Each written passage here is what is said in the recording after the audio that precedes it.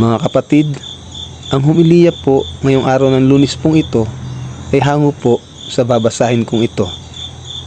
Marcos, Kapitulo 2, versikulo 18 hanggang 22. Katanungan tungkol sa pag-aayuno.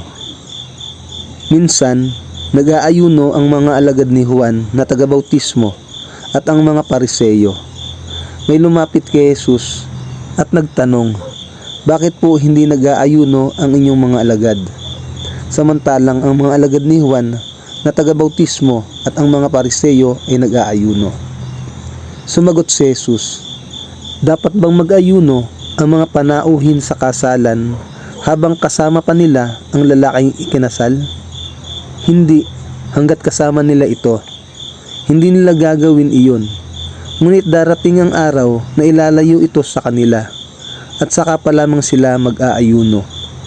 Walang nagtatagpi ng bagong tela sa isang lumang damit sapagkat kapag umurong ang bagong tela, mababatak ang tinagpian at lalong lalaki ang punit.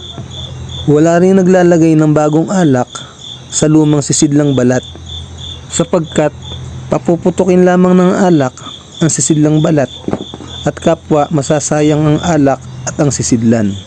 Sa halip, ang bagong alak ay inilalagay sa bagong sisidlang balat. Ang mabuting balita ng Panginoon. Pinupuri ka namin, Panginoong Hesukristo.